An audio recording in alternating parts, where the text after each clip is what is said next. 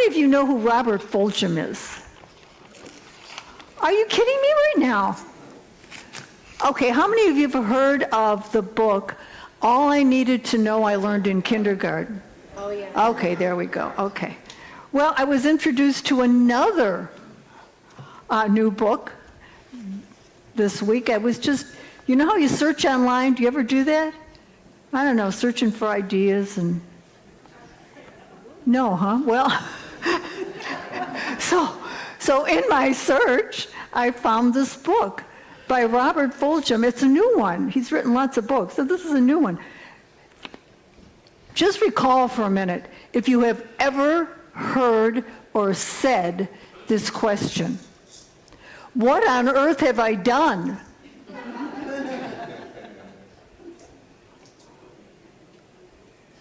My mother said it to us all the time.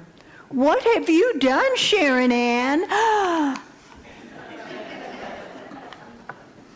Anyway, so Robert Fulghum is addressing that idea in this book, and here's how it starts.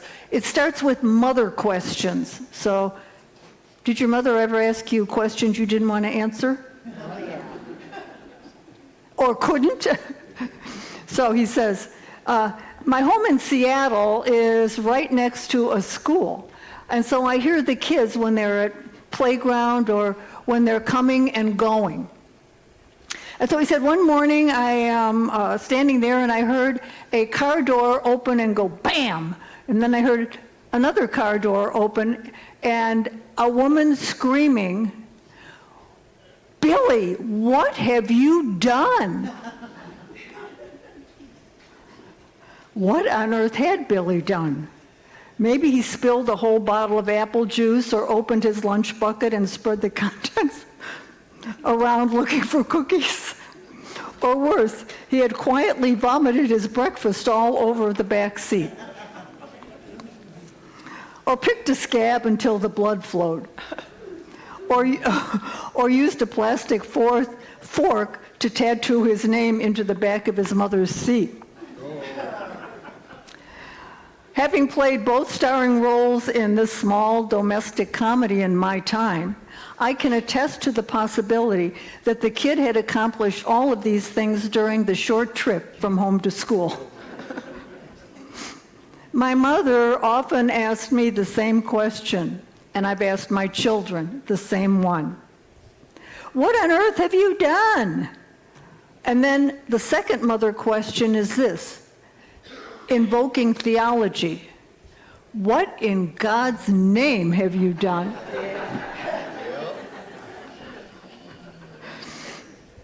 And then Father rolled all these questions into one, only the tone changed. What the hell?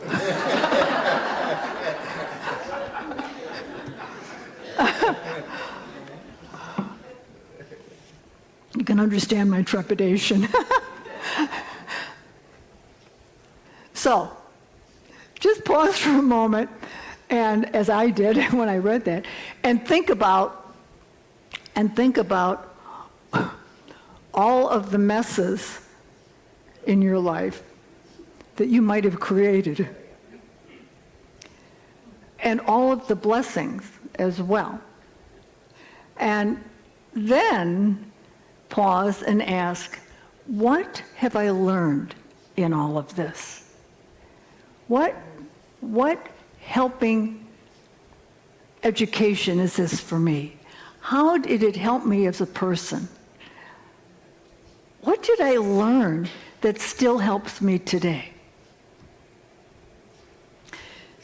So there's a man named Mike Fremont. Mike Fremont is an American long-distance runner. And he had, at one point in his life, young man, started an engineering business in Cincinnati, Ohio. Good business. At 60, he retired, and that's when he started long-distance running. So what did you all do? Well, maybe some of you haven't gotten there yet. Some of us have. Did you start anything in your 60s? Or did you start anything this year that you haven't tried before? So at 60, he starts long distance running and made some world records in the process. He ran marathons. Every morning it was push-ups and pull-ups, and every day, rain or shine, he was out fast walking, a little walk, a little run, beginning at 60. At age 69, he was diagnosed with colon cancer. You might think that would stop him, but it didn't. He kept running. He kept running. And in his 80s, 90s, and at 102, he set world records in long distance running in his age group. Lord, may I do the same. I mean, think about that, y'all. 80, 90, and at 102, which was May 5th of this year, he ran the running pig race. That's what it was called, running pig. At a 50-miler, a 50-miler. So, what do you tell yourself you can't do?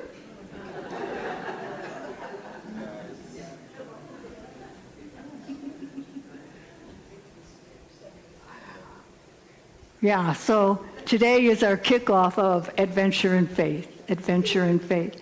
And I like to define terms for myself. So if you look at Webster, adventure means something exciting and risky, maybe. Something exciting. So this week, that's part of the assignment. Think about what is a new adventure I might have? What is a new adventure? And faith, if we look at Hebrews 11, it says, now faith is the substance of things hoped for. Do you get the word substance? It's stuff. Is the substance of things hoped for, and the conviction of things not seen. It means whatever I envision for myself, for the world, whatever I envision already exists in potential in the substance of spirit, in the universal substance that God is, the creative substance that God is, the substance of all possibility that God is. So, when was the last time you put your faith on the line?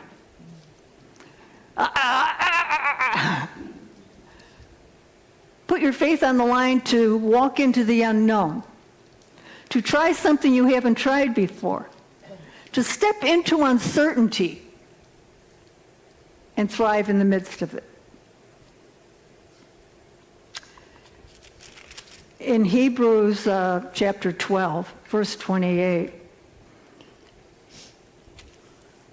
he says, he goes through, or the writer of Hebrews goes through all of the proofs or examples we have in ancient times, in those days, of people putting their life and their good and their self on the line for something, and it proved like a good idea. Something good happened. And then finally, he says, therefore, let us be grateful for receiving a kingdom that cannot be shaken, and thus let us offer to God acceptable worship with reverence, for all things are possible. For all things are possible. So we're using right now, for this adventure in faith, a book called The Art of Abundance by Dennis Merritt Jones, who used to be a minister, a Center for Spiritual Living minister in Simi Valley in California. And his point in this book is that there is a universal creative substance that you and I call God. by many other names perhaps, but it is creative substance. It's the creative principle of life and all creation. And he talks about the ways that we build an abundance consciousness. Now, what would a pure abundance consciousness be? I never have a thought of lack or limit. And now I haven't gotten there, I don't know about you, but that's what I'm working toward. Because stop and think, do limits and what I can't do, and lack, oh my God, my checkbook, and lack help you? Do they give you energy, those thoughts? Do you think they're healing thoughts? No. But a healing thought is, all things are possible with God. A healing thought is, if I'm called to do it, God is equipping me to do it. If I'm called to live through this, God is equipping me to live through it and thrive anyhow.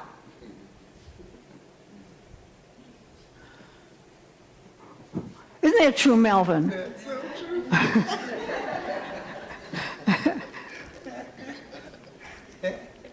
Yeah, so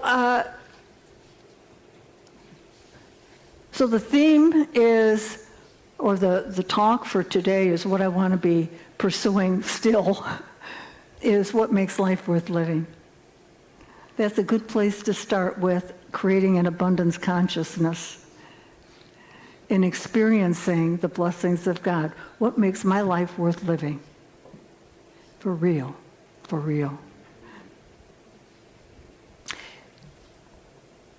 So I'm in a program that tells me I have to accept life on life's terms.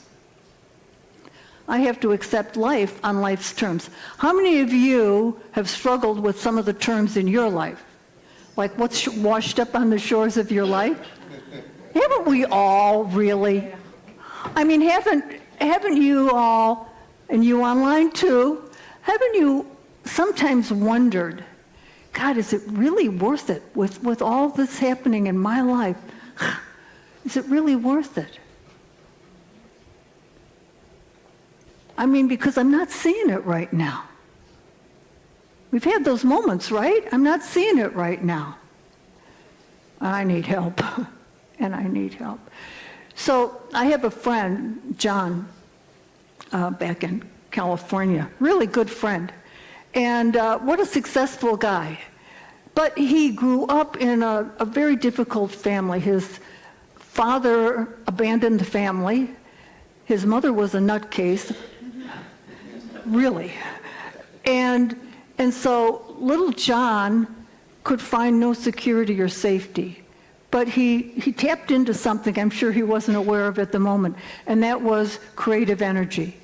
And to feel some sense of safety, what he used to do was paint rocks and sell them on the street corner as a little kid. He must have had some success with that because that's how he determined that his security and safety was going to be lasting. So he is a creative, an incredibly successful businessman.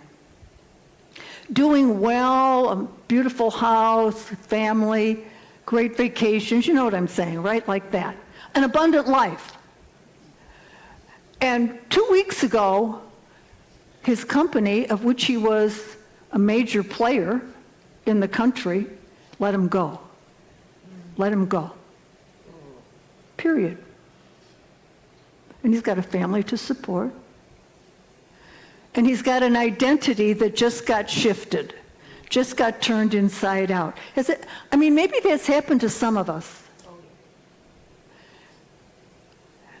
So I'm thinking, knowing this, having learned this, that I wonder, he must be grieving. He must be grieving the loss.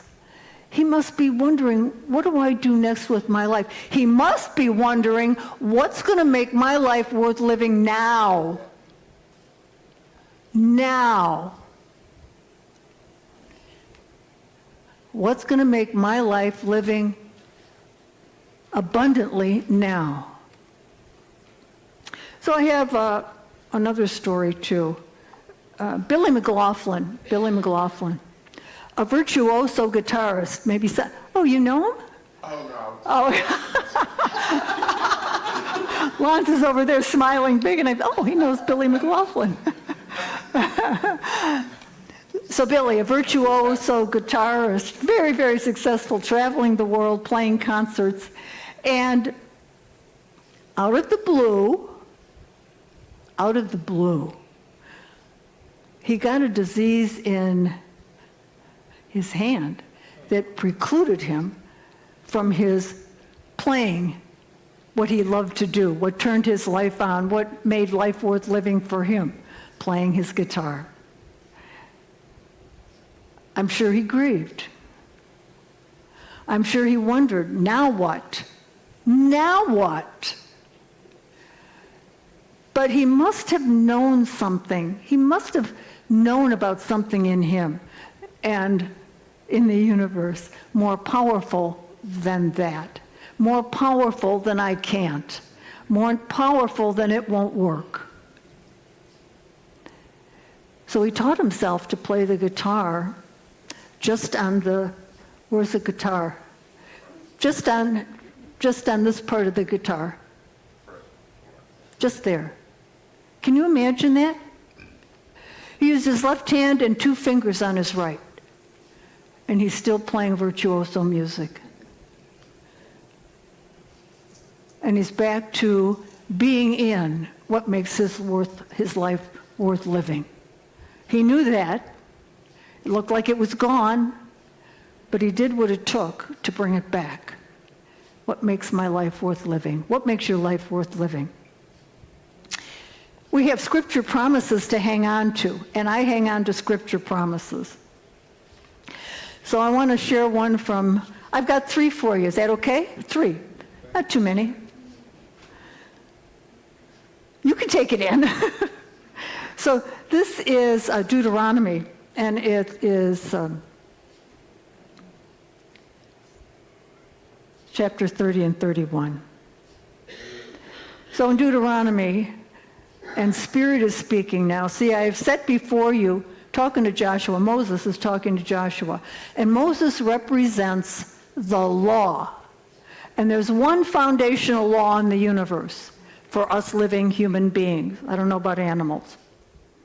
The law is this: my thoughts are creative. What I think about, I bring about. What I put my creative juices to unfolds. Thoughts held in mind, this is it. Thoughts held in mind produce after their kind. Yeah. So Moses, that principle, is speaking to young Joshua, who represents our spiritual awakening. And you've all had spiritual awakenings, or you wouldn't be sitting here. But there are more and more to come. Spiritual awakenings keep coming because until we're levitating, we're not done. I mean, we're not done until we're done. And so, more and more promises. So I have set before you life and death. Choose life. Choose life. Whatever gives us life.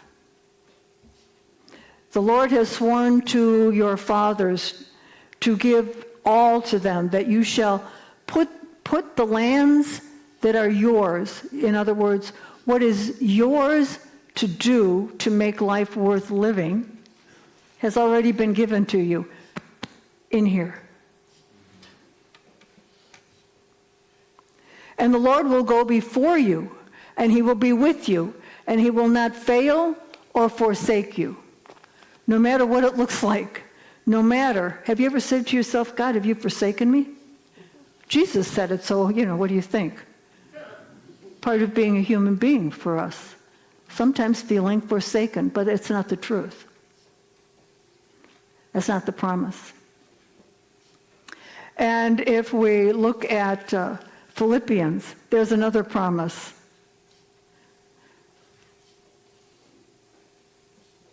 The one who began a good work in you and me will be faithful to complete it. But we have to be faithful too. We have to be in awareness, maybe from moment to moment, that we are co-creating a life with God. That the Spirit of God within us always wants to be co-creating something good, even in the midst of something not so good happening. Like my friend Michael Fremont, diagnosed with colon cancer, but he kept running because that's what made his life worth living. He was interviewed, by the way, recently, and the interviewer says to him, what makes your life worth living?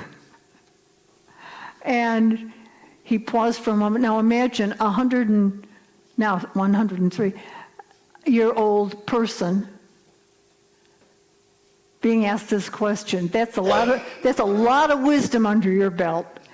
And so he pauses, he gets this cute little grin on his face, and he says, love. Love. And then he pulls out a little piece of paper from his jacket, and he says, turn off the TV and computer. Keep exercising your mind. And keep a positive mental attitude. Good advice. Good advice. And finally, from Jeremiah, the Lord spoke to the prophet and said, I know the plans I have for you, plans to prosper you. Prosper you. In other words, do good in and through and for and by you. Prosper you. And give you a good future. Future is the next moment. Future is now, and now, and now. Give you a good future. Well, are you ready? Yes. So here's a little assignment for you. I was thinking I might do this too. I mean, I have to do it if I'm asking you to do it, right? So go on a treasure hunt this week.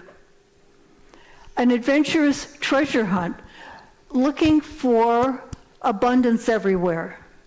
You don't have to go far. I mean, you've got life. You've got life. We've got our limbs. We can see, we can think, we can feel. Go on a treasure hunt for all of the ways that you can see abundance in your life and in you. Charles Fillmore, our co-founder, said, true riches and real prosperity are in the understanding that there is an omnipresent substance from which all things come, and by the action of our minds, we can unify ourselves with that substance so that the manifestations that come from it will be in alignment with our desires and needs. We can unify our minds with us. So that's the assignment for the week. We're going to unify our minds with good thoughts, abundant thoughts, to the best of our ability. It means we can't entertain negative, limiting, lacking thoughts. We can't complain. That's not abundance, even when we need to. Find a trusted person and share all your complaints there and then stop. Write down what makes your life worthwhile. What makes your life worth living today? Write it down. It really embeds it in your consciousness. Write maybe three things that are the most important things to do before the end of this year. 3 of the most important things to do before the end of this year. And finally, you all got a commitment card. Again, pull it out. Now, these commitment cards, one of them is to turn into us, and with your name on it, to just embed it in your consciousness what you're committing to. And one of them you take home with you and keep ever before you.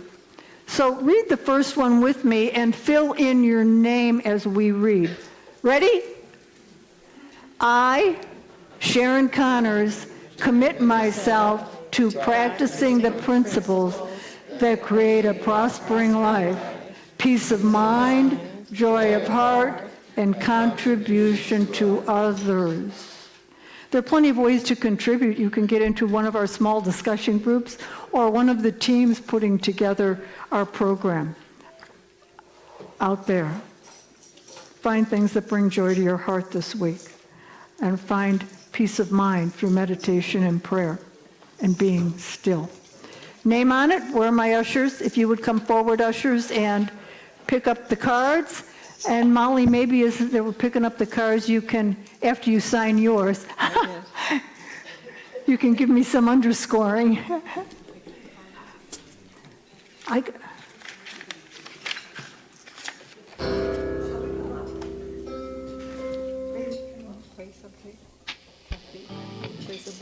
Yeah.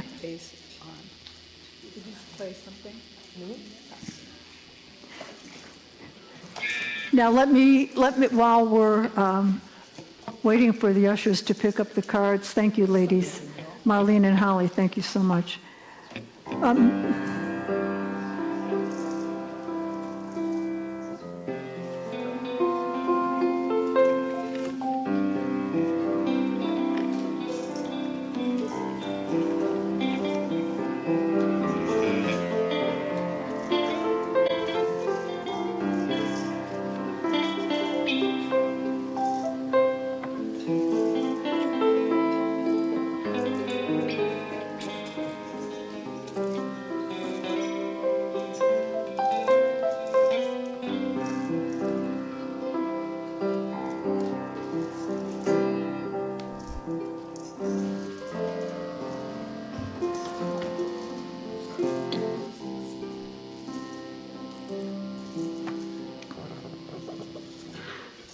So there's a lot to celebrate in life, isn't there?